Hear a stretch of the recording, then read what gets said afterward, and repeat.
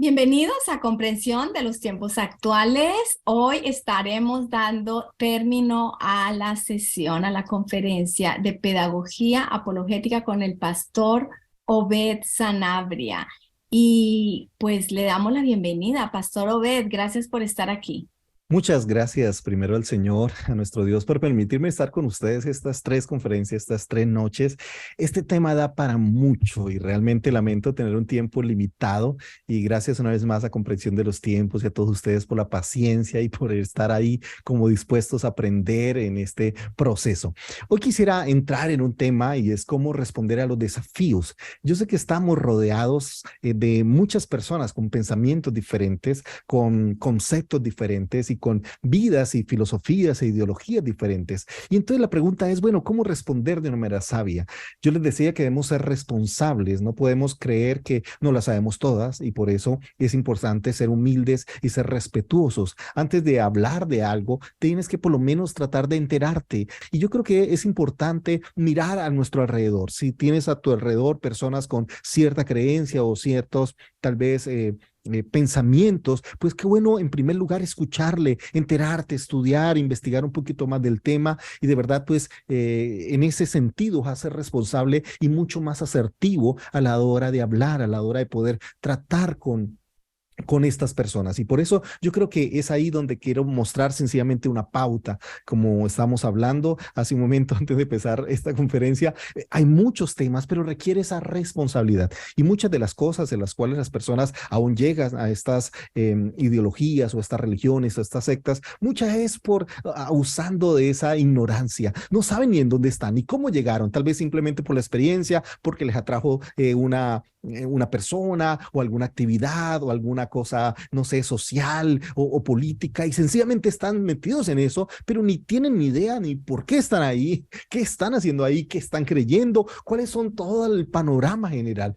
Y por eso yo creo que el trabajo de la iglesia cuando hablamos de ser luz es eso, traer luz a las personas, que ellos puedan entenderse a sí mismos y cuando tú les muestras la verdad, dice, wow, yo no me había dado cuenta la oscuridad del cual estaba viviendo, no me estaba dando cuenta que estoy tal vez en un lugar donde tienen este concepto que no lo había visto, no lo había entendido. Y por eso quiero empezar por lo menos con 2 ejemplos o 2 muestras de cómo tratar frente a problemas así complicados. La primera es cómo responder a la evolución. Yo sé que muchas de las personas, pues, que son ateas o agnósticas, si algo que tienen claro es más que enseñan en los colegios, que enseñan en las universidades, y parecería que ha dejado de ser una teoría para convertirse en una doctrina, para convertirse en algo que ya dan por sentado. Sencillamente, cuando se habla del origen de la humanidad o de todo lo que existe, ya dan por sentado que la evolución es la respuesta. Y como les dije, ya no es una teoría, porque todo empezó con una hipótesis, con una teoría. Pero hoy en día casi que se ha atado, se ha aceptado y hoy en día se dice sencillamente es una realidad y lo dan por sentado y a veces el problema es que los cristianos hemos quedado callados y cuando en un colegio, cuando en la universidad se hable del tema, nosotros sencillamente no respondemos nada y no decimos nada. Y yo creo que aquí lo que quiero es darles pautas para cómo responder frente a eso. Entonces, para responder frente a temas como la evolución, lo primero que tú tienes que es diferenciar las cosas. Por eso les decía, primero hay que entender. Antes de responder, primero ten claro lo que te están preguntando. Y yo creo que es ahí cuando tú entiendes el concepto, entiendes el problema del concepto de la teoría de la evolución, pues con eso puedes dar argumentos mucho más sólidos. Entonces, lo primero que tengo que hacer frente al tema de la evolución es que tengo que distinguir entre 3 cosas. Primero, la teoría. Segundo, los datos. Y tercero, el marco interpretativo y explicativo, lo que se conoce en términos técnicos como el plausible structure. O sea, básicamente ese marco teórico, el marco interpretativo, perdón, que es el gran problema y ahí es donde yo quiero hacer mi énfasis en esta noche. Entonces explico, ¿qué es la teoría? La teoría, para empezar con el padre del tema de la evolución, es que según Darwin, él está explicando el porqué del proceso evolutivo, o sea, la lucha por esa supervivencia y la supervivencia de los más aptos. Él está dando una teoría. Le está dando la teoría que las cosas son evolutivas y que en esa evolución hay una lucha por supervivencia, y eso hace que entonces cada característica, tanto de los animales y las aves que él estuvo investigando, pues cumplía o respondía para sobrevivir en un contexto pues en el cual estaba amenazado. Así que generalmente los que se mantenían en la historia o en el proceso evolutivo eran los más aptos. Entonces, por un lado está esa teoría. Esa teoría no es una doctrina, no estamos diciendo que es así, es sencillamente una hipótesis que está lanzando Darwin. Por otro lado están los datos. ¿Qué son los datos? Lo que yo había hablado acerca del estudio objetivo. Entonces él hace un registro, tanto el registro fósil, perdón, como que viene de la paleontología, las observaciones en las Islas Galápagos, y recuerde que esta teoría de evolución no tiene nada que ver con el origen del universo o la edad del universo, ni tampoco tiene que ver con el origen de la vida. Él solamente está hablando de evolución, de cómo se está luchando por la supervivencia. Eso es lo que él estaba hablando, fue lo que él escribió, y eso fue los datos que él recopiló. Ahora, ¿qué hacer con esta teoría, estos datos? Bueno, sobre esta teoría, sobre este tema, pues yo creo que se puede discutir si los datos que él ha recopilado, si la información que él ha estudiado, si toda esa experiencia de estudio apoyan o contradicen la teoría. Lo que está diciendo es que, mira, tú tienes una teoría, bueno, esa teoría está sujeta a investigación, sujeta a corroboración, sujeta de una u otra manera a poder como evaluarla si es correcta o no es correcta. Pero lo otro es que también podríamos hablar de que pueden haber otras teorías que expliquen mejor esos datos. O sea, con los datos tú puedes tener varias teorías. Esta es una, pero no quiere decir que es la única o que es la que responde a los datos que están ahí. Sencillamente él está tomando esos datos y con esos datos, basado en esos datos, está dando una teoría. Pero ¿dónde está realmente el problema de la evolución? Como le digo, el problema no está en los datos, son datos objetivos que él estudió, tampoco en la teoría, fue algo que él creó en su cabeza, en su imaginación, en su construcción de un desarrollo filosófico. Pero ¿dónde está realmente el problema? En las interpretaciones. Porque al lado de la teoría y de los datos, hay otro elemento que se ha colocado al mismo nivel. Como digo, la teoría es básicamente una hipótesis. Lo otro son los datos, que es lo que él investigó y las observaciones que tuvo. Pero aquí donde está el problema son las interpretaciones que se le ha dado a esa teoría y a esos datos que ha recopilado. Y esto ya tiene que ver no con los datos, sino tiene que ver con las presuposiciones o la estructura de la probabilidad con la que ya ahora empiezan a trabajar los eruditos, perdón. Y aquí ya no estamos hablando de teorías científicas. Tampoco estamos hablando de datos empíricos que la teoría de la evolución trata de explicar. Aquí ya estamos hablando de lo que yo he llamado el mito de la evolución. Porque una cosa es un dato y otra cosa es la interpretación de ese dato. Entonces es como tú ver a unas personas que, no sé, que caminan rápido y tú puedes interpretarlo de una manera de decir, oye, es que están estresadas. Bueno, no lo sabes, sencillamente estás dando una explicación de algo que estás viendo, y es ahí donde yo creo que todo esto curiosamente se ha vuelto un mito de la evolución. Y lo que quiero llevarles es a que entendamos que curiosamente estas interpretaciones no son ciencia. Ciencia es la teoría, que es algo que alguien genera una hipótesis y eso es científico. Lo otro son los datos, que es simplemente un estudio objetivo. Pero el tema es, ¿qué hago con la interpretación? Y yo creo que es en esa mala interpretación donde se ha convertido la ciencia y se ha transformado en fe. Porque lo que yo básicamente quiero llegar es que realmente ellos están usando la fe. ¿Por qué?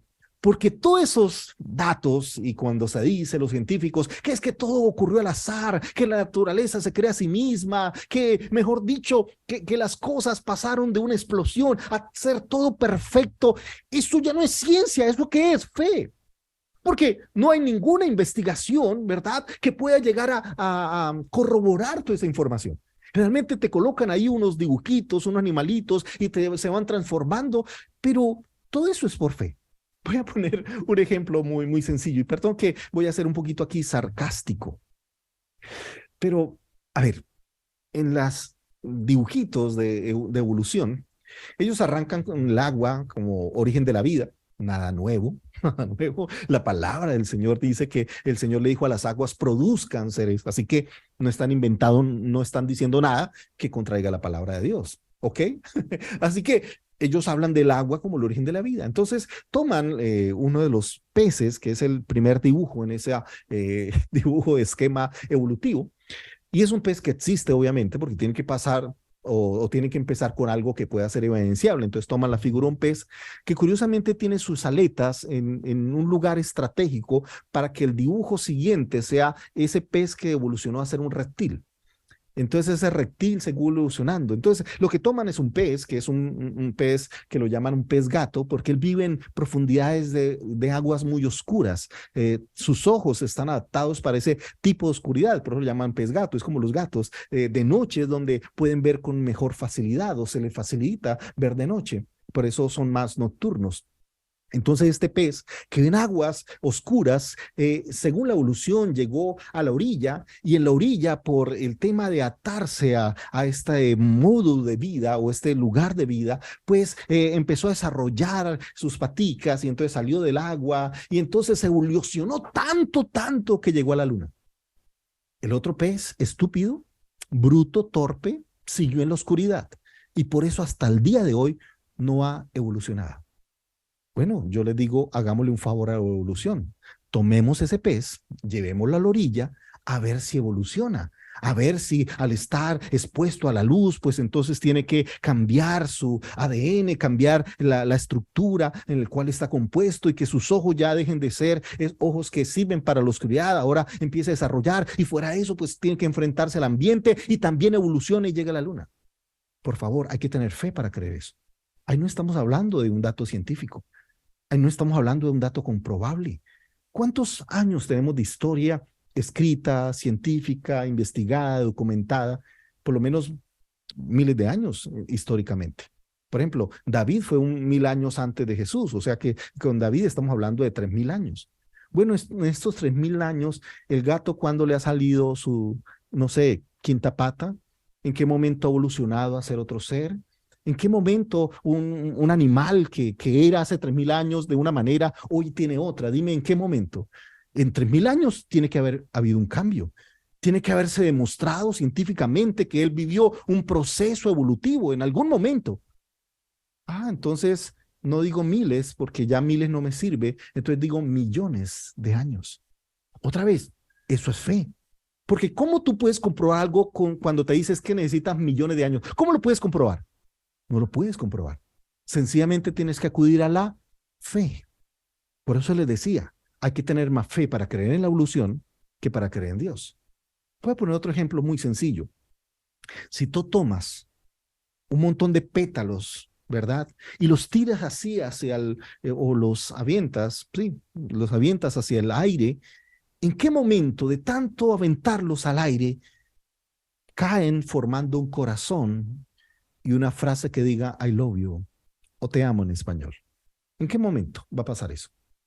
Digamos que al tirarlo o al aventarlo, ponle cuántas, 1 millón de veces, 2 millones, 3 millones, 4 millones. Por favor, hay que tener mucha fe para creer que en 1 millón de veces de estarlos aventando al aire van a caer en una posición perfecta, formando un corazón y formando una frase con sentido. Tienes que tener fe para eso. Ahora, yo te digo, si una esposa entra al cuarto, una mujer entra a su cuarto y encuentra en la cama muy hermosa un corazón lleno de pétalos de rosa y una frase que dice al obvio o que dice te amo, con una rosa además de eso, no sé, con algo especial. Ella no dice, ¿quién aventó esto al aire para que formara esto? Ella dice, esto lo hizo alguien. Esto muy seguramente lo hizo mi esposo como un regalo, como algo especial para mí. Ella no está pensando en un accidente. Ella no está pensando en una casualidad. Ella no está pensando en una probabilidad de millonésimas opciones. Oye, qué casualidad. Mire, quién aventó aquí pétalos de rosa y mire cómo cayó. Oye, y hasta debajo de te amo está mi nombre. Oye, qué casualidad. No, todos tenemos claro que detrás de eso hay una intención. Entonces, el gran problema de evolución es que de una otra manera estás basándote en la fe. Y entonces la evolución ha traído no solamente los conceptos de Darwin y su estudio y su investigación, que como les digo, es discutible, sino lo que ha traído es toda una, uno podría llamarla casi que una psicología evolucionista, un pensamiento, una doctrina, un estilo de vida evolucionista, donde quiero alejarme de Dios, donde quiero vivir con la concepción y supuestamente el razonamiento de que Dios no existe, que todo esto simplemente es al azar, donde la vida entonces pierde sentido, pierde razón, pierde valor, pierde importancia. Porque sencillamente vivo para vivir, sencillamente vivo para nacer, crecer, reproducirme y morir. Y que sencillamente lo único que vivo es como un animal más evolucionado. Pues, ¿qué sentido tiene la vida? ¿Qué sentido tiene la moral? Entonces, el gran problema es, como hablamos alguna vez cuando compartimos el tema de la martología, que nos volvemos dioses de nosotros mismos. Y es ahí donde está el gran peligro. Porque detrás de un evolucionista o detrás de un ateo, ¿qué está buscando? Alguien que su Dios tal vez sea ahora el dinero, ahora su Dios es el trabajo, su Dios es el poder, su Dios es el mismo. Entonces el problema de aquel que no cree en Dios no es que no crea en nada. No. Es que ha cambiado su fe a Dios por la ciencia, por el dinero, por el poder, por el razonamiento, no sé, por otras cosas. Entonces termines creyendo en cualquier otra cosa, pero no quiere decir que, o puede criticar a los cristianos, decir, es que el cristianismo está basado en la fe.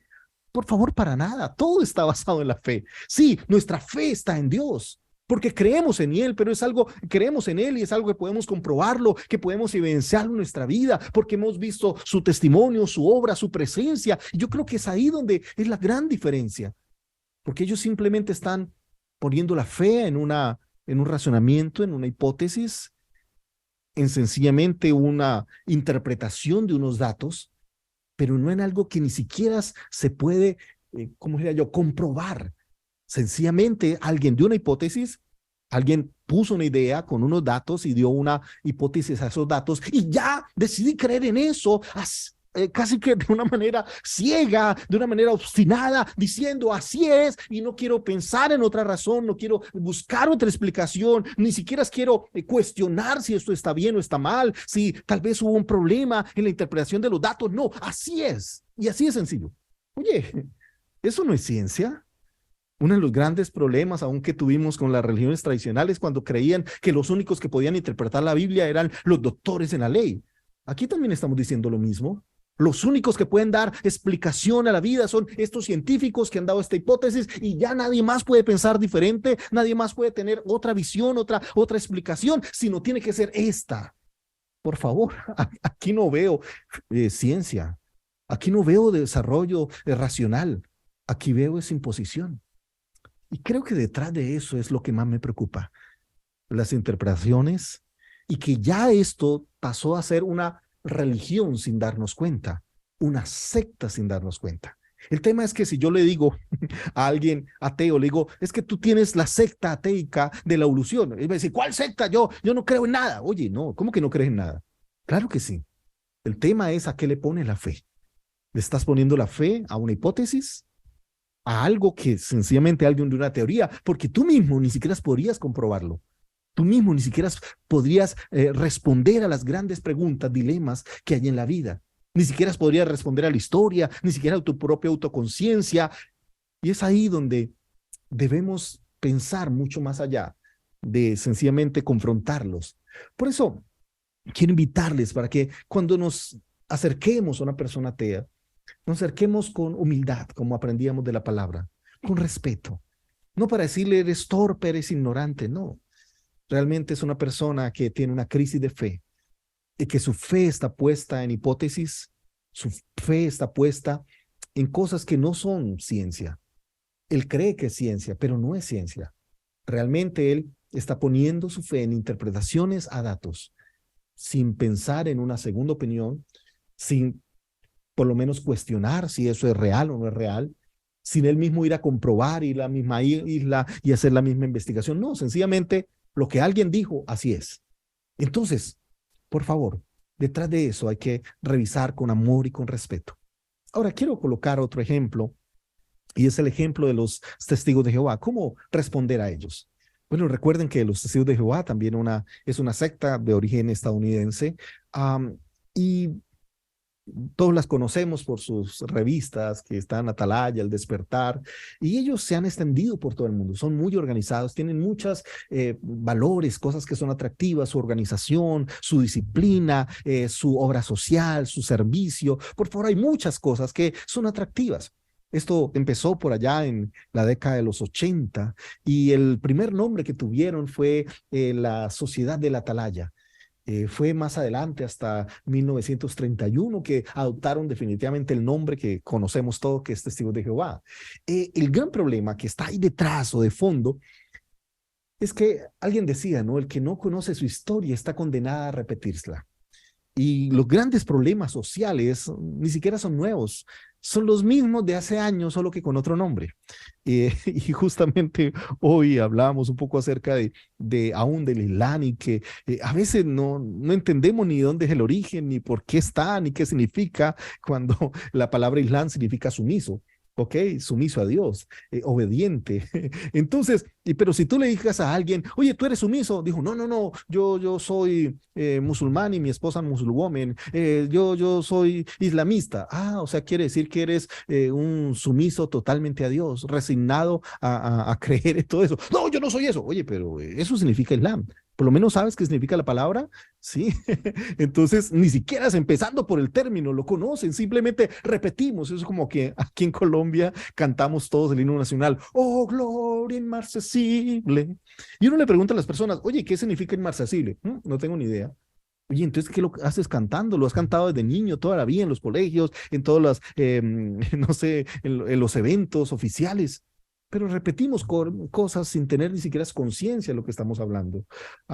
Y por eso lo primero que hace la verdad es traer libertad y traer luz. Y eso es lo que se trata de la apologética, ¿no? Es poder hacer ver del error y poder convencer que por favor, en esa paradoja donde hoy luchamos por las libertades, por la igualdad, estamos metidos en una corriente solo porque está de moda, que no tiene nada que ver con la igualdad, que no tiene ninguno de los respetos, ni siquiera de los derechos humanos, que tiene todo un problema muy profundo. Entonces, pero no puedo hablar del tema del Islam, me hubiese encantado haber escogido mejor ese tema, pero quiero hablar un poco del testigo de Jehová. Creo que el gran problema radica en algo que es una corriente herética, desde el siglo III o IV con Arrio. Es lo mismo, o sea, es Arrio versión siglo XX, siglo XXI, o sea, es básicamente lo mismo. Ahora, ¿qué era el arrianismo? Para que nos quede claro, el arrianismo fue algo creado por Arrio en el año 256, perdón, al 336. Él era presbítero de la iglesia de Alejandría. Y básicamente él creía que Cristo, y que es uno de los grandes problemas, él no era coeterno con el Padre, sino que Cristo era una creación del Padre, que fue la primera persona creada o engendrada por el Padre. O sea, él no existía con anterioridad al nacimiento ahí, sino que él sencillamente fue creado. Así que para Arrio, el Hijo de Dios no era eterno, sino era básicamente una creación del Padre como instrumento para crear el mundo. Así que por lo tanto, no era Dios por naturaleza, sino una criatura que recibió esa dignidad de hijo de Dios, ya que fue engendrado, y entonces, debido a que el Padre en su preconocimiento sabía que iba a ser un hijo justo y su fidelidad, entonces, de una otra manera, por eso le dio ese estatus, esa altura. Mire, eso ya fue condenado en el concilio de Nicea en el año 325. Solo es leer el concilio y van a ver que ya con eso se cae de peso. Pero como la gente no conoce la historia, no conoce los errores, no trae las consecuencias que eso trajo, pues volvemos a repetir. Y hay un montón de gente que es un testigo de Jehová, un arriano. Así es sencillo. Ahora, si él no tiene claro que Jesús es Dios, básicamente, pues menos el Espíritu Santo. Para él, el Espíritu, para ellos se dicen trinitarios, pero el concepto que tienen del Espíritu Santo, ellos hablan más como la fuerza activa de Dios. No lo conocen como una persona, no lo definen como una persona, sino sencillamente como una energía. Entonces, volvemos a lo mismo. Otra vez, problemas que ya se resolvieron en la historia, pero como no aprendimos, volvemos y la repetimos.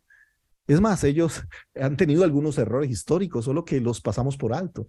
Ellos, por ejemplo, anunciaron el fin del mundo para el año 914, ¿no? O 1914, perdón. Y después que no se dio, porque el mundo no se acabó ese día, entonces lo justifican diciendo, no, es que hay más interpretaciones y entonces ahora ya no le pusieron fechas, sino dijeron, no, en cualquier momento puede llegar, pero solamente 144,000 ungidos irán al cielo. Los demás les toca habitar aquí en la nueva tierra porque no hay forma. Ahora, lo curioso es que no creen en la inmortalidad del alma, sino solo en la resurrección. Otra vez.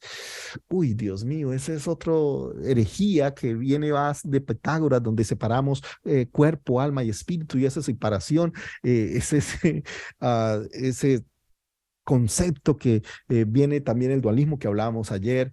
Por favor, son herejías ya condenadas en la historia que vuelven a repetirse, sencillamente por eso, porque ni siquiera conocemos la historia, ni siquiera tenemos claro de por qué estamos en ellos. Así que ellos tienen algunas consideraciones como que hablan de la organización como ese profeta de Dios y es el único camino de la verdad de Dios. O sea, si tú no estás en la organización, si no estás en su religión o en su secta, pues no puedes llegar a Dios. Lo segundo es que para ellos rechazar la organización es rechazar a Dios mismo. ¡Wow!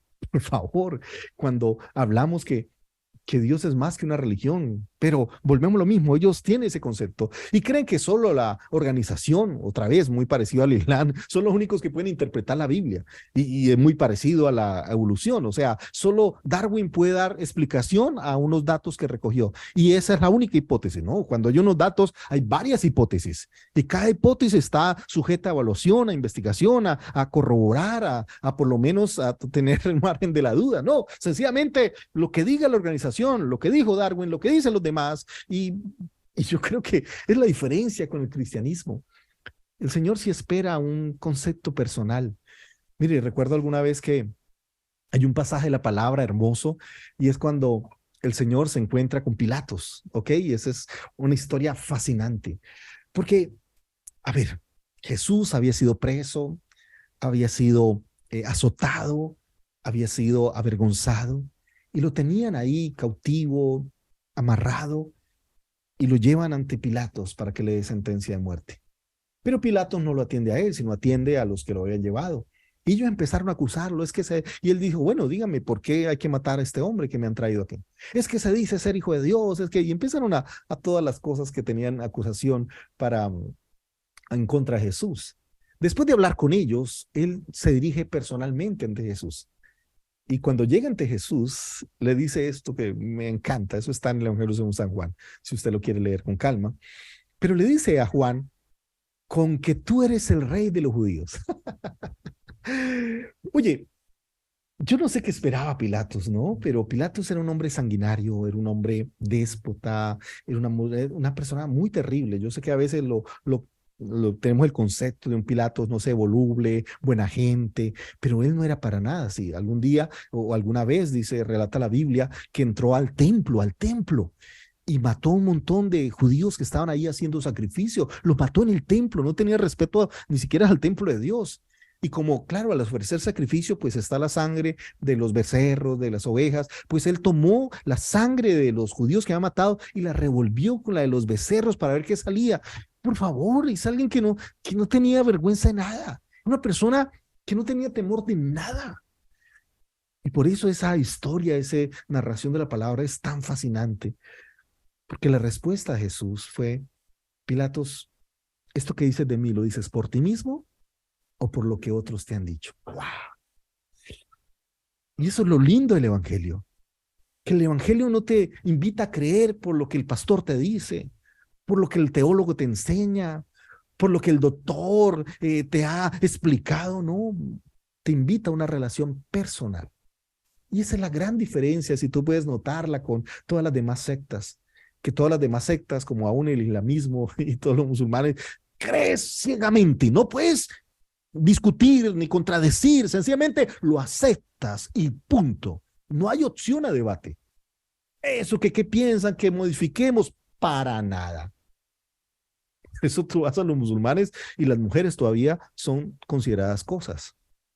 Todavía tienen que cubrirse totalmente. Eso no viene de ayer, viene de toda la vida. Otra vez.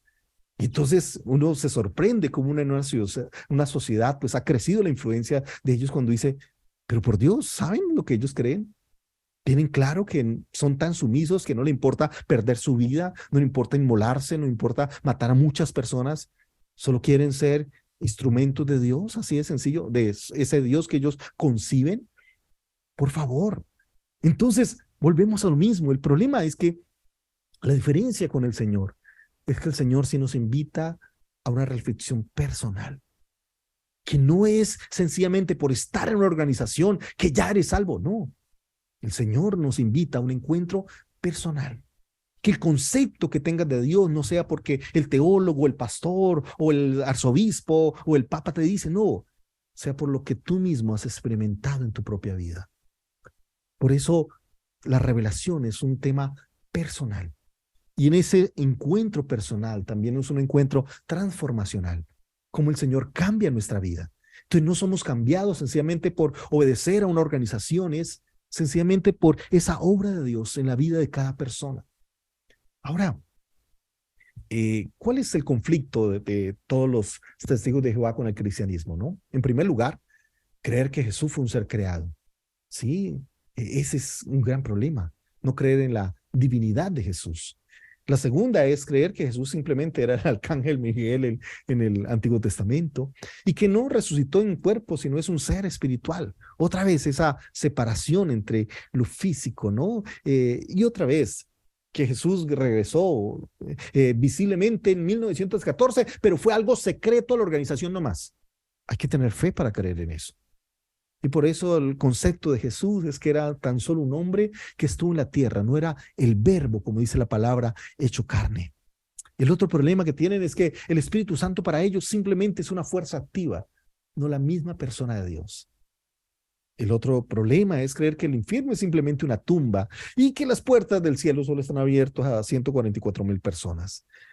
Así que ahí es donde tenemos ya problemas mucho más profundos. Porque para ellos la salvación solo se logra mediante la organización, no mediante la obra de Cristo en la cruz, no mediante la fe en Él. No es por esa obra de Cristo, no, para ellos es la obra de la organización, por eso no se alejan de la organización, por eso pertenecen a la organización, por eso jamás tú ves que hacen una división de la organización, porque si te sales de la organización, pierdes la salvación. Por favor, la salvación no es a través de una organización, es a través de Cristo. Él es el camino, la verdad, la vida. Nadie viene al Padre si no es por Él. Y por eso entonces creen que hacer las obras benéficas y todas las obras sociales y el evangelismo, pues es como una manera de ganarse ese mérito para llegar a estar en esos 144,000 o para tener ese paraíso, ¿no? Especial. Ahora, el otro problema que tiene que ver con Jesús es que para ellos entonces Jesús no debe recibir adoración, sino simplemente honor como la primera creación de Jehová. Y ahí es donde necesitamos reconocer que Jesús sí debe ser adorado. Entonces, por eso uno de los temas esenciales de toda esta manera de vivir es un tema de Trinidad, tiene un problema con la Trinidad. La segunda, la deidad de Cristo. Tercera, la resurrección de Cristo, el Espíritu Santo como persona, las promesas de Dios para todos los que creen, la necesidad de un nuevo nacimiento para todos los creyentes. Recuerdo hace muchos años cuando estaba empezando el ministerio como tal, aunque yo, como les dije, prediqué de mis 7 años, alguna vez les decía, y toda la vida he servido al Señor. Pero recuerdo que más o menos a la edad de 12, 13 años hice mi primer viaje misionero. Fui a un pueblo aquí en Colombia a hacer una especie de misiones, a ir casa por casa, a predicar. Y en esa época, recuerdo, estaba era simplemente un adolescente. Y justo la primera casa que me tocó para llegar a hablar del Señor eran justamente testigos de Jehová. Eran dos personas ya mayores y fueron muy amables y como a ellos les encanta discutir, entonces dijeron, sí, claro, sí, vamos a hablar. ¿Usted qué cree? Y entonces me sentaron, pero siempre he aprendido y tal vez por sentido común, a escuchar primero. Y les dije, bueno, ¿y qué es lo que ustedes piensan? Qué bueno que son testigos de Jehová y háblenme de esto. Y empecé. Y yo les decía, yo no vengo aquí para discutirles, vengo para hablarles de algo maravilloso que se llama nacer de nuevo, que se llama la obra del Señor, restaurar en la, como dijera yo, cuando nos da una nueva oportunidad. Mire, y le dije una palabra al apóstol Pablo: el que está en Cristo, nueva criatura, de las cuales viejas pasaron. Y hablé de todo lo que significaba el nuevo nacimiento. Ellos no que habían escuchado de eso. Y empecé por ahí, ¿no? Lo que Dios iba a hacer, restaurarles una nueva persona, que tu manera de vivir, aún como persona, como esposos. Y bueno, no sé, eso fue hace muchos años, no recuerdo todas las palabras que tuve, pero el Espíritu Santo empezó a revelarme por eso lo que Dios quería hacer en ellos. Y cuando por un momento estaba ahí hablando, los vi a los dos abuelitos llorando, diciendo: nosotros necesitamos eso. Nosotros necesitamos experimentar la presencia de Dios, del Espíritu Santo. Puedes orar por nosotros. Y en ese momento empecé a orar, empezaron a ser quebrantados y yo siento que fue algo especial en ese momento. Y tal vez no pude ir a otras casas, pero con lo que pasó ahí fue algo tan especial. Como le dijo, porque esto no se trata de confrontar, esto no se trata de llegar a pelear. Yo sé, como le digo, en esa época no era todavía teólogo, simplemente tenía algunos conceptos muy generales, pero yo creo que es ahí, llegar a sus corazones, porque tiene una necesidad de transformación de vida. Y él mismo entendía que aunque era testigo de Jehová, su vida no había cambiado, seguía siendo el mismo. Y habían cosas de su vida que tenían que ser cambiadas, que ser tocadas por el Señor. Yo no sé qué habían estado pasando, pero creo que las palabras fueron tan pertinentes que en ese momento dijeron: sí, Señor, queremos que tú nos cambies. Y entonces ahí es donde pudimos hablar de Cristo, de la obra de Cristo transformadora, y hablar del Espíritu Santo. Y fue algo muy especial. Entonces, por eso les invito a que seamos sensibles a la voz de Dios, que podamos ser instrumentos de Dios. Y otra vez, poder profundizar por lo menos en las cosas básicas. O sea, no llegar sencillamente a discutir con alguien sin tener el respeto de escucharle, sin tener el respeto de enterarte de qué es lo que piensa, de qué es lo que cree, de cuáles son sus problemas de fondo. Es ahí. Pero yo ayer les hablaba que antes de hablarle a los demás, antes de evaluar qué creen los demás, ¿por qué no evaluamos qué es lo que creemos nosotros? Y permítanme en estos últimos minutos volver a referirme al tema que empezamos ayer, el tema de cosmovisión. Recuerden, cosmovisión, el concepto que tenemos del universo, la manera de ver o interpretar el mundo. Y ayer les hablaba de tener un pensamiento crítico, tener primero autocrítica, porque tenemos que reconocer que como iglesia no hemos sido el mejor ejemplo de luz, no hemos sido el mejor ejemplo ni siquiera en la obra social, ni siquiera en los tratos, y en eso nos llevan kilómetros de ventaja. Yo creo que si empezamos a mirar todo lo que las demás personas hacen por las demás personas, a veces es mucho mayor que la de nosotros, que hasta la fe de ellos es mucho más profunda que la de nosotros mismos. ¿Recuerdan alguna vez Jesús en su ministerio, en su vida, a quiénes Jesús le admiró la fe? Por lo menos en la Biblia registra dos: una mujer sirofenicia y un centurión romano. Ninguno de los dos eran judíos. Y a veces hay más fe en la gente que no es de la iglesia, el pueblo de Dios, que nosotros. Mira, un ateo tiene tanta fe que nunca ni lo duda ni lo cuestiona. Es más, nunca se ha preguntado si Darwin tenía la razón. Sencillamente lo cree y punto. Nunca ha dicho: no, yo también como Darwin también me tomé la tarea de revisar datos y mirar si eso apunta a la hipótesis y mirar que tal vez esos datos no da para decir tantas cosas, que tal vez estoy exagerando en mi interpretación. No, sencillamente lo cree. Y sencillamente, como los demás filósofos y aún psicólogos de ese concepto evolutivo lo dicen, sin filtrarlo, lo aceptan, lo enseñan y todo el mundo dice: sí, claro, cómo no. Por favor, lo primero que nosotros dar ejemplo es de tener pensamiento autocrítico, de revisar si lo que yo estoy creyendo está bien. Por eso quiero que llevemos, así como llevamos a las otras personas, y eso va a ser apologética, a tener pensamiento autocrítico de sus propias religiones, de sus propias creencias, pues empecemos con nosotros, de cómo nosotros mismos concebimos el mundo. Una de las cosas que nosotros más hacemos en la vida es pensar. Sí, es más, dice la Biblia que tal como piensa una persona, así es.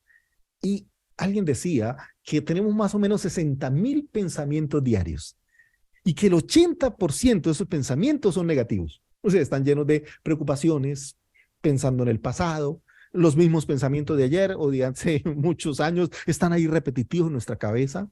Muchos de esos pensamientos son de crítica, otros de rencor, de resentimiento, remordimiento por lo que alguien nos hizo.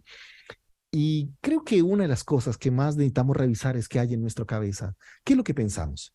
Y para eso hay una parábola del Señor muy bonita, y con esto quiero cerrar, que está ahí en Lucas capítulo 12, del verso 13 en adelante. Dice la palabra: uno entre la multitud le pidió: maestro, dile a mi hermano que comparta la herencia conmigo. Hombre, le replicó Jesús, ¿quién me nombró a mí juez o árbitro entre ustedes? Tengan cuidado, advirtió a la gente. Absténgase de toda avaricia. La vida de una persona no depende de la abundancia de sus bienes. Entonces les contó esta parábola. El terreno de un hombre rico le produjo una buena cosecha. Así que se puso a pensar: ¿qué voy a hacer? ¿Dónde tengo que almacenar mi cosecha? Por fin dijo: ya sé lo que voy a hacer. Derribaré mis graneros y construiré otros más grandes donde pueda almacenar todo mi grano y mis bienes. Y diré: alma mía, ya tienes bastantes cosas guardadas para muchos años. Descansa, come, bebe y goza de la vida. Pero Dios le dijo: necio, esta misma noche van a reclamar la vida. ¿Y quién, se quedará con lo que has acumulado? Así le sucede a que acumula riquezas para sí mismo en vez de ser rico delante de Dios. Ahora, lo que me llama la atención de este pasaje es la advertencia. El Señor arranca esta parábola diciendo: tenga cuidado con lo que piensan. Tengan cuidado con los pensamientos que están ahí en su mente. Y entonces les cuento una parábola que es una parábola para mí de contrastes con lo que estaban viviendo en ese momento. Ahora, ¿por qué contrastes? Porque esta persona que va ante Jesús y le dice: le pido a mi hermano que comparta la herencia conmigo, está hablando de alguien que no tiene, de alguien que está viviendo necesidades, de alguien que está sufriendo porque su hermano se llevó toda la herencia y no le dejó nada. Y el Señor pone una parábola de una persona que no está necesitada, una persona que es rica. Así que lo que nos enseña es que sí, es la historia de un muchacho que no tenía suficiente, los discípulos que no tenían nada, pero esta es la historia de alguien que le sobra mucho. Y donde está diciendo es que el problema no está en lo que tiene. El problema no está en lo que se tiene, el problema no está si yo tengo mucho, tengo poco, el problema no está si vivo en Colombia, o vivo en Estados Unidos, o vivo en Europa, o vivo en Canadá, o vivo en primer mundo, segundo mundo, tercer mundo. No, este no es el problema. El problema está en dónde, en lo que piensa. Por eso el Señor resalta aquí, dice: así que se puso a pensar. Son los pensamientos. Si tú ves en toda la parábola, es alguien que está hablando consigo mismo. Es alguien que se está diciendo a sí mismo: y diré, alma mía, muchas cosas. Es alguien que sus pensamientos lo están llevando a crear un estilo de vida. Y por eso, casi que debemos decir: cuidado con lo que te dice a ti mismo. Cuidado con esos pensamientos que albergas en tu mente. Ahora, porque esos pensamientos te llevan a... Y el Señor está diciendo: mire, cuidado con esos pensamientos que te llevan a creer que cuando tengas más serás feliz.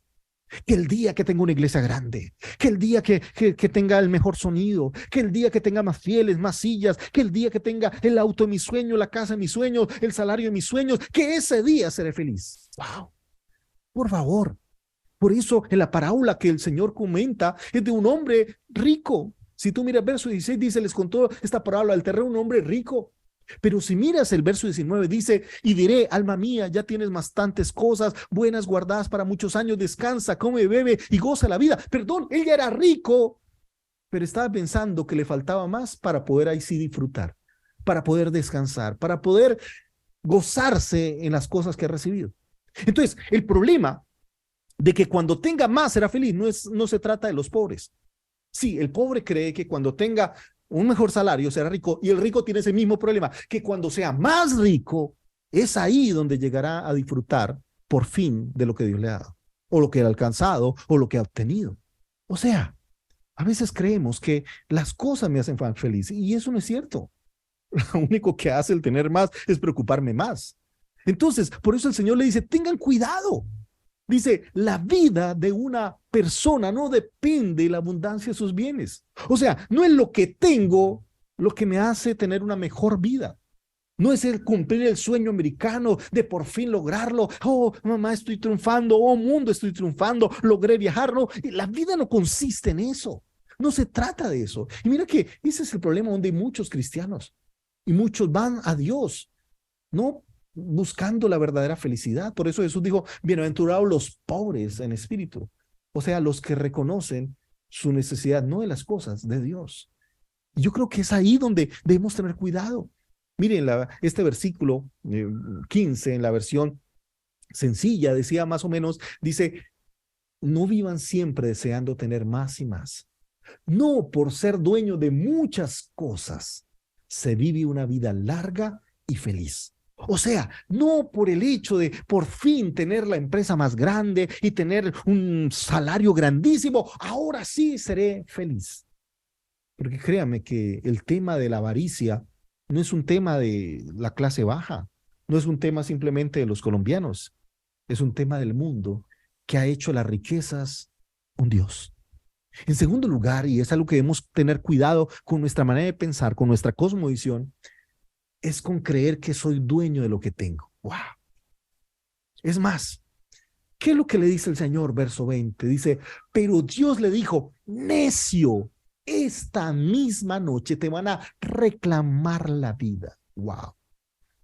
Mire, la palabra reclamar en griego significa demandar de vuelta, pedir devolución. O sea, es decirte, eso no era tuyo, la vida no era tuya. O sea, tu alma es prestada, tu cuerpo es prestado, tu vida, tu familia, tus bienes, perdón, no son tuyos.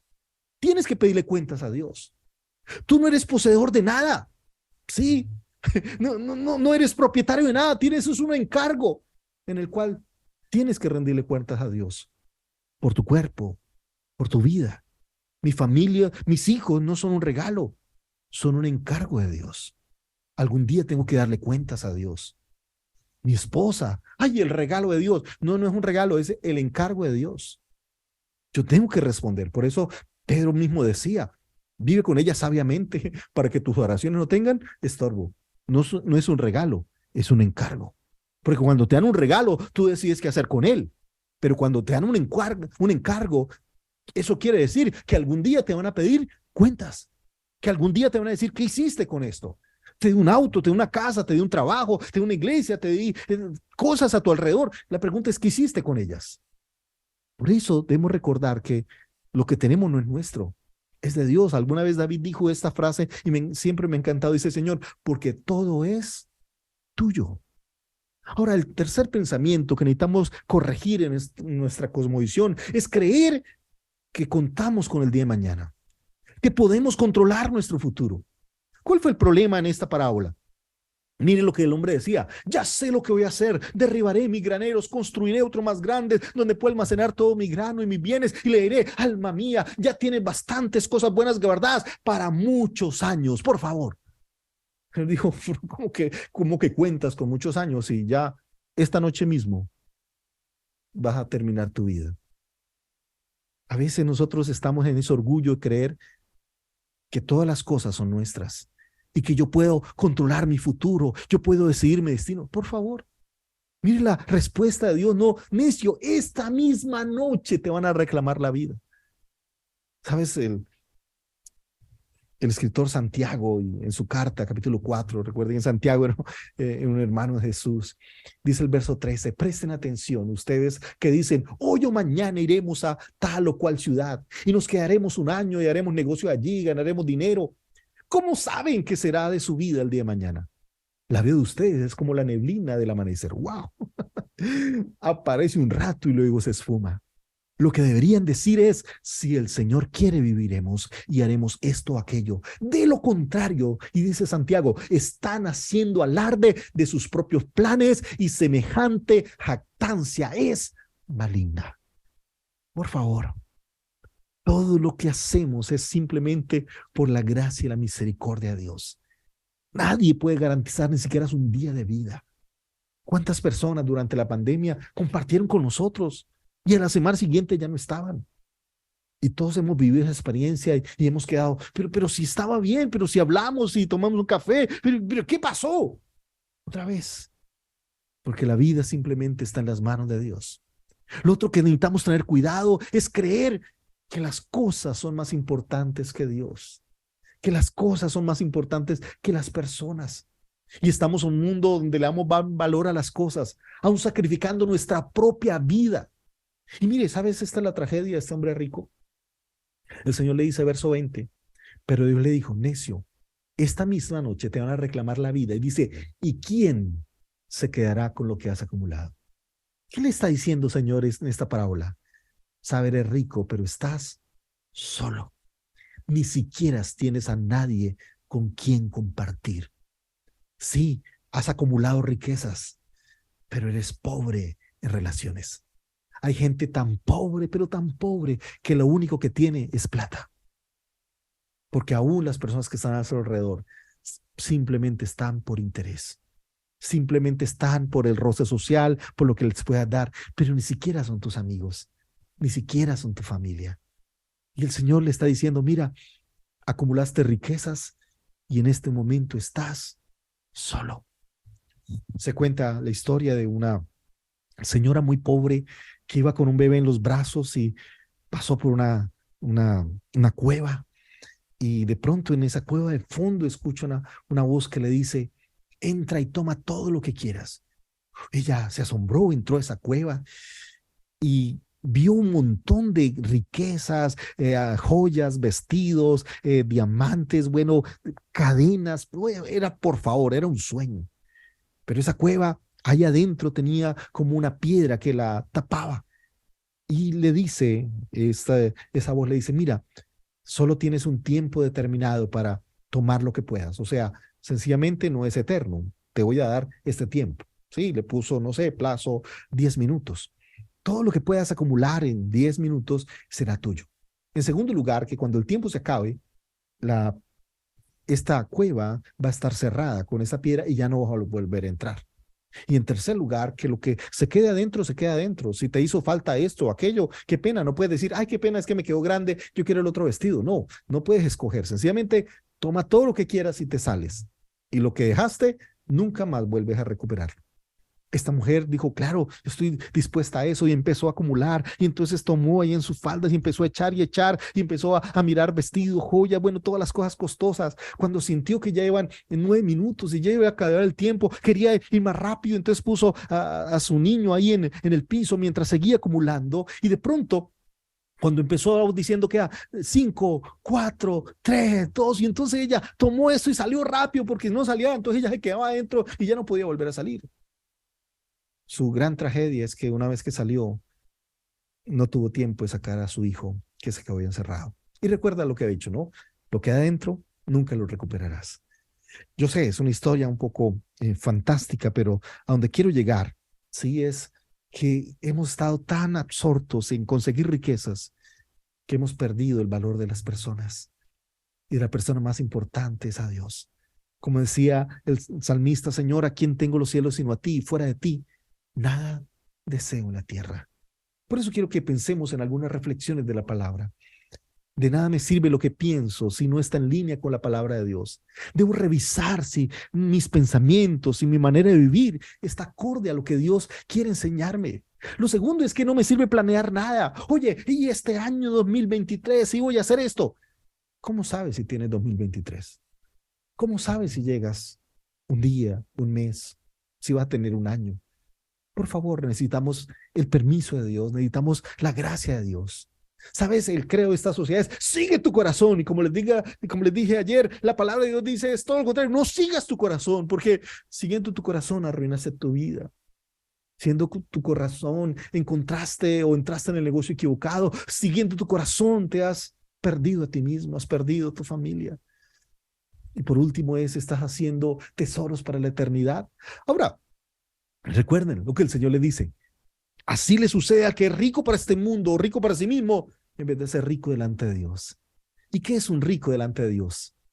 Es alguien que vive en la presencia de Dios, bajo la autoridad de Dios, para la honra y gloria de Dios. Entonces, ¿qué es ser rico en Dios?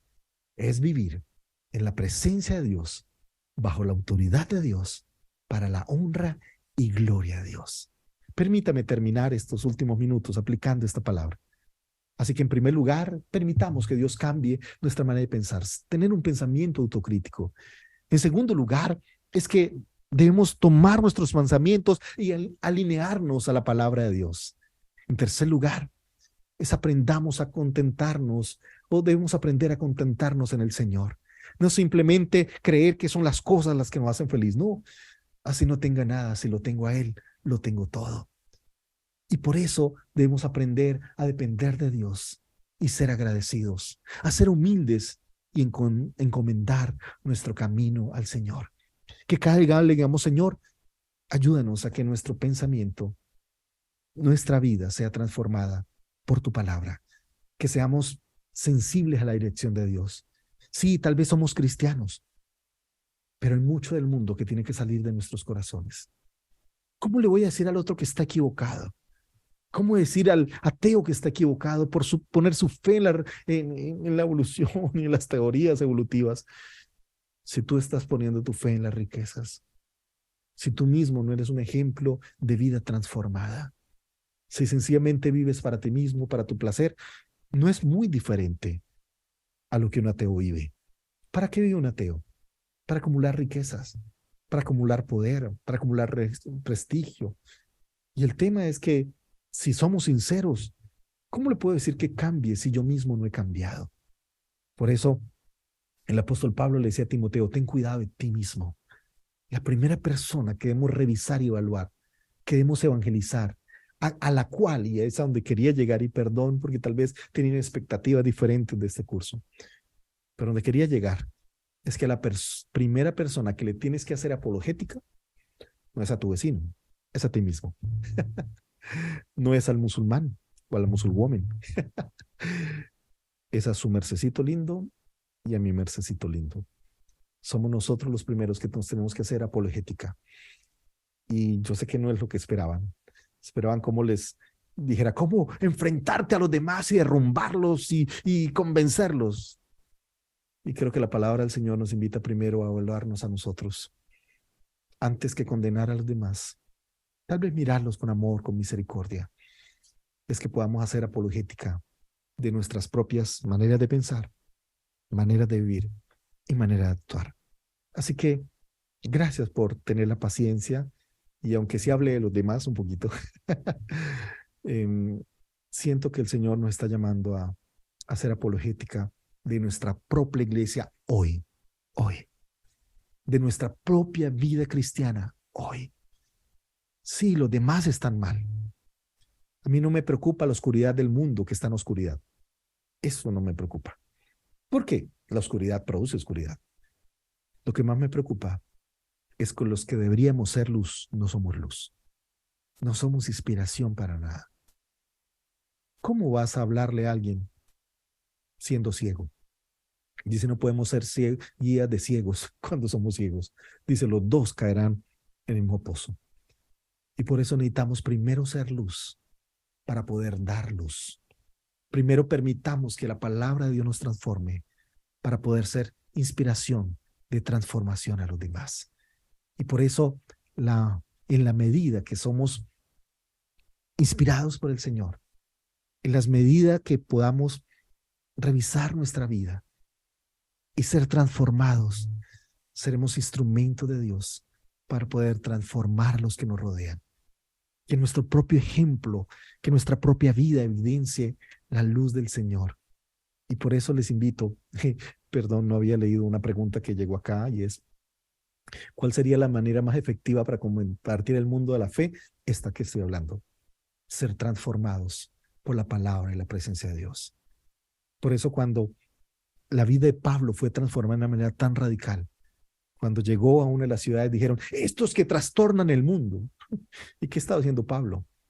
Sencillamente teniendo una vida diferente, teniendo un mensaje diferente. Y en medio del mundo de oscuridad, qué bueno que nosotros podamos mostrar la luz de Cristo, el amor del Señor, y que podamos ser cristianos reales. Mucho de nuestro cristianismo debe ser evaluado, debe ser revisado, debe ser confrontado. Dios les bendiga. Muchísimas, muchísimas gracias. Dios les guarde y espero haber ayudado un poquitico en ese proceso apologética. Primero, a tu vida. Antes de que hacer apologética al otro, primero dile, Señor, ayúdame a hacer apologética contra mis presuposiciones, contra mis errores, contra mis defectos, contra las cosas que me he desviado y quiero volver a ti. Muchas, muchas gracias a Comprensión de los Tiempos por la invitación nuevamente. A mí me honra, disfruto mucho estos tiempos Hoy fue un día de muchas cosas. Sin embargo, aquí estoy porque me encanta esto y le doy gracias al Señor por esta oportunidad tan maravillosa de poder compartir con ustedes lo que me apasiona, la palabra de Dios. Dios bendiga. Muchas gracias. Muchísimas gracias, Pastor Obed. Muy bueno ese llamado, definitivamente tu corazón pastoral ahí.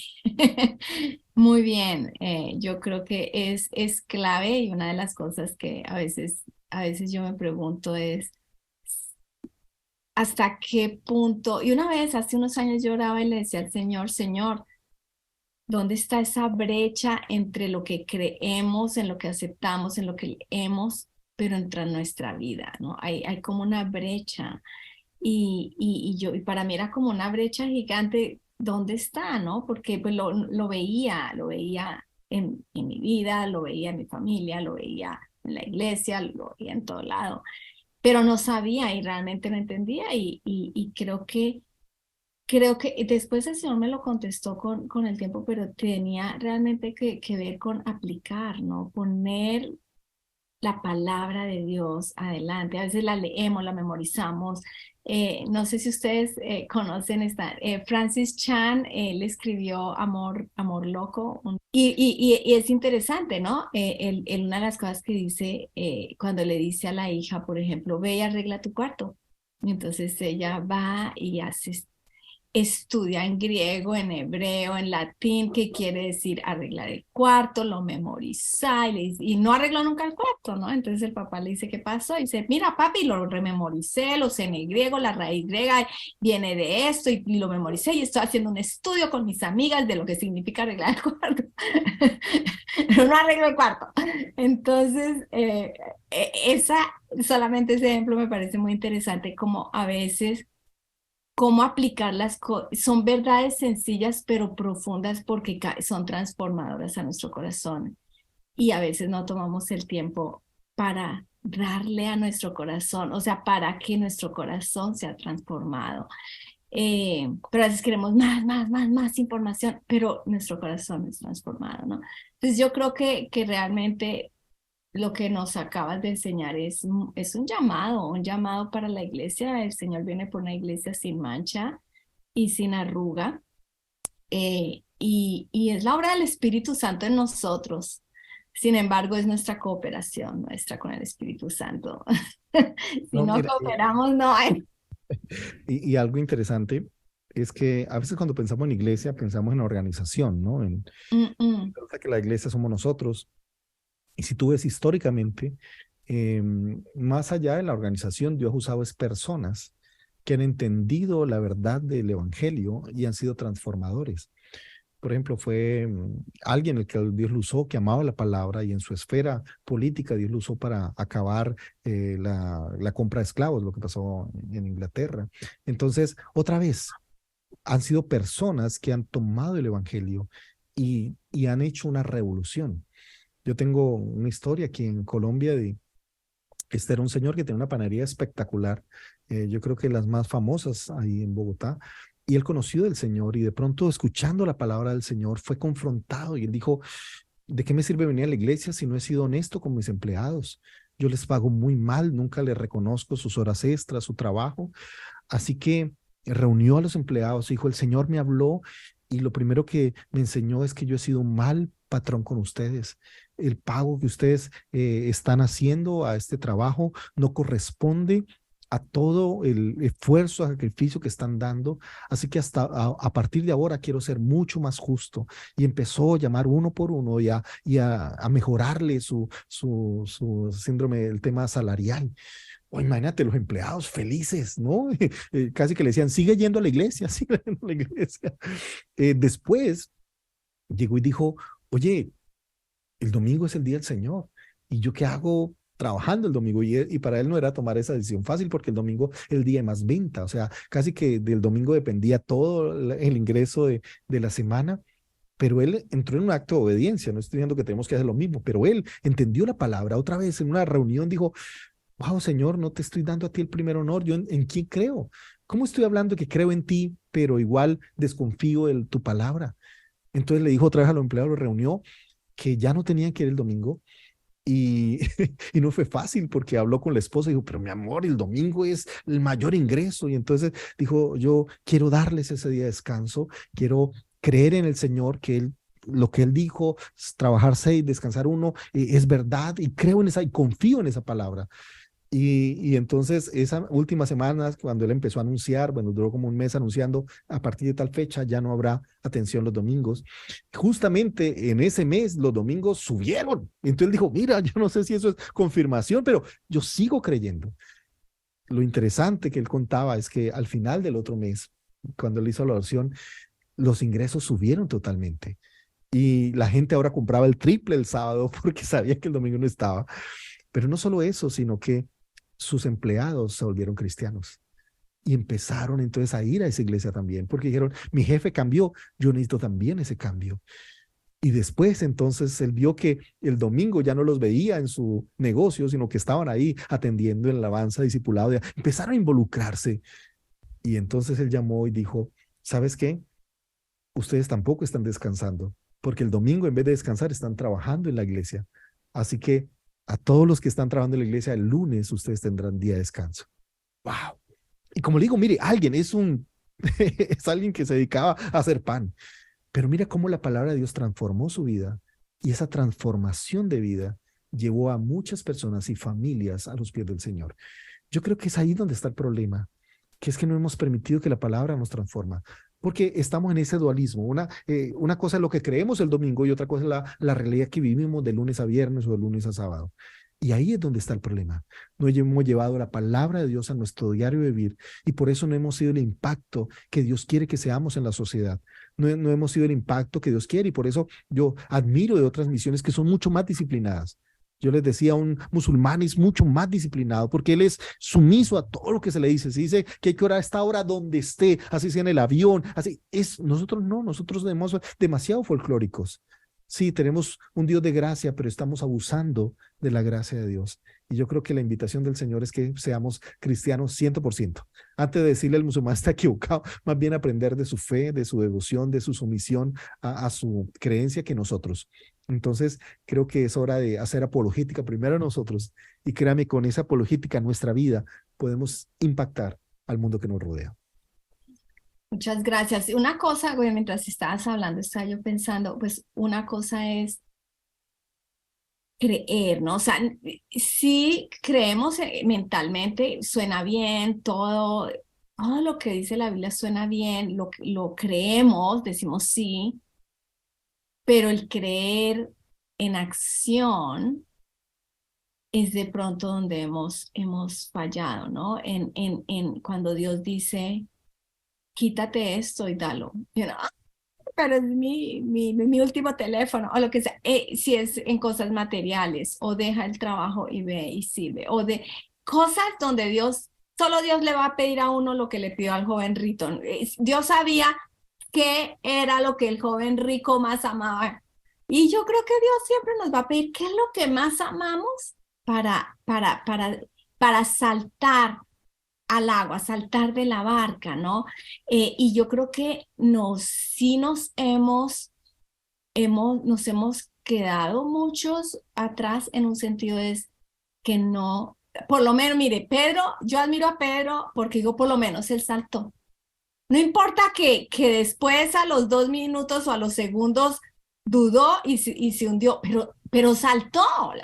Y uno dice, ¿y nosotros cuándo estamos saltando realmente, no? Y pues cuando se hundió, ¿quién lo levantó? Pues el El Señor. Señor lo levantó, no lo dejó ahogar ahí. Por eso el Eh, Señor decía que la fe sin obras es muerta, decía Santiago, ¿no? Nos quedamos simplemente en esta fe teórica, pero no la llevamos a la teórica. práctica. Y a propósito de la historia del joven rico, es súper fascinante, por favor, si quieren ir a mi canal de YouTube, se llama Cuando perder es ganar. Yo sé que suena raro, contradictorio, pero ¿por qué el Señor le dice que venda todo? Wow, ese es, créanme, la necesitan escuchar porque es una visión diferente a las interpretaciones tradicionales, pero se llama así, ¿no? Cuando perder es ganar, pero tiene que ver con lo que estamos hablando y cómo cómo necesitamos reevaluar nuestra visión del reino y no quedarnos sencillamente en la visión de, Señor, te amo, pero solo de palabras, ¿sí? Te amo, pero sin renunciar a mi comodidad, te amo, pero sin renunciar a mis privilegios, te amo, pero hasta donde yo quiera, hasta donde me provoque, y no estamos dispuestos a decirle, Señor, seguirte es negarte a ti mismo, tomar su cruz, seguirle, es creo que la invitación del Señor. Entonces, de verdad que chévere poder dialogar, debatir, poder cada día ser confrontados. Como le digo, necesitamos apologética nosotros mismos. Por favor, es el primer problema no es que la oscuridad está siendo oscuridad, porque ellos hacen su trabajo de oscuridad. El problema está en la luz, que no estamos haciendo nuestro papel de luz y no estamos siendo luz para este mundo. Ahí es donde está el problema. Y una de las cosas que más que debatir con otros son nuestras vidas y no sé si ustedes, alguno estuvo en el congreso que hicimos en comprensión de los tiempos, pero uno de los temas y las conclusiones que se sacaron en el tema del pluralismo era que realmente es nuestras vidas, cómo la iglesia primitiva cambió al mundo finalmente, pues ellos dieron sus vidas. Ellos dieron sus propias vidas. Ellos estaban dispuestos a morir a ellos mismos porque creían en algo mayor que era el Señor y era la salvación, que no valoraron ni siquiera sus propias vidas, ¿no? Entonces, hoy en día hay mucho que queremos volver a ser como la iglesia primitiva y las iglesias en casa y todo. Bien, yo no tengo problema con eso. Pero el punto no es ese, no es el templo grande, no es la iglesia pequeña, no es en casa. El punto es si estoy dispuesto a negarme a mí mismo, si estoy dispuesto a morir por la causa del Señor, si estoy dispuesto a someterme, si estoy dispuesto a rendirme, si es en sus términos o es en mis términos, ¿no? Y hoy en día vivimos pienso también, no la hemos tocado, pero la teología de los sentimientos, ¿no? Todo es lo que yo siento, lo que yo siento, lo que yo siento. Y lo que yo siento está por encima de lo que Dios dice, porque yo no siento, entonces no obedezco. Y entonces sí se está viendo mucho el tema de las emociones por encima de la obediencia y de seguir al Señor. Y yo creo que ahí es donde, cuando decías, sigue tu corazón, dice el mundo, ¿no? Pero si realmente sigue tus emociones dictan y realmente el corazón es perverso y engañoso más que todas las cosas. Y me gusta lo que dice Jeremías, porque dice, ¿quién lo conocerá? Yo honestamente pienso, no conocemos nuestro corazón, nosotros no conocemos, y yo honestamente, yo voy a decir una cosa, yo le doy gracias a Dios, hablando de amartología, porque me salvó, número uno, y me perdonó de los pecados que yo cometí, pero le doy gracias por los pecados que podría cometer, que no voy a cometer, porque tengo el poder del Espíritu Santo en mí. Yo no me imagino, porque con todo lo que uno ve en la humanidad, uno dice, ¿hasta dónde podría llegar yo? Mi naturaleza pecaminosa, ¿hasta dónde me podría llevar? Pero realmente, gracias a Dios, porque el Espíritu mora en mí, que yo no voy a cometer todo lo que podría cometer, porque eso, esta naturaleza está dentro, ¿no? Entonces, realmente es poder ver esa perspectiva y venir al Señor. ¿Por qué, Pastor, a ver, por qué no nos dirigen una oración, un llamado? Y antes de terminar, también quería decirles que también Jesús dice, cuando Jesús dijo, ¿quiénes son sus discípulos? Son aquellos que obedecen mi palabra. Esos son mis discípulos y a ellos les doy más revelación. A sus discípulos, Él se revela. ¿Y queremos revelación o queremos simplemente conocimiento? El conocimiento es bueno, pues la revelación de Dios va más profunda, pero va después de obediencia, ¿no? Entonces, solamente para animarlos, creo que aquí hay otra pregunta o algún comentario. Es muy interesante, dice que un ejemplo es Qatar, que a través del evento mundial han puesto por encima sus creencias, su fe, sin importar si son criticados. Ellos no ceden, así de sencillo, ellos ni siquiera lo discuten. Problemas de ustedes y les parece que están equivocados. Entonces, nosotros sí, nosotros todo el tiempo es como tratar de quedar bien con el mundo, de que no nos miren tan mal, de que sí, nosotros todo el tiempo estamos como casi que pidiéndole permiso al mundo para poder predicar la palabra. Yo creo que no hemos permitido que la palabra nos transforme y en eso es ahí donde necesitamos empezar a evaluarnos y a permitir que el Señor haga su obra perfecta, que el Señor podamos ser modelos de Cristo, que podamos reflejar a Cristo, porque es ahí donde tal vez nos falta ser Cristo y poder reflejarlo a Él en toda la dimensión. Si fuéramos Cristo, wow, cuánto cambio. Y como decía el Señor, ¿no? Y de hacer discípulos, dice, enseñándoles a obedecer todo lo que yo os he mandado. Entonces, ser discípulo significa eso. Ser discípulo no es simplemente pertenecer a un club.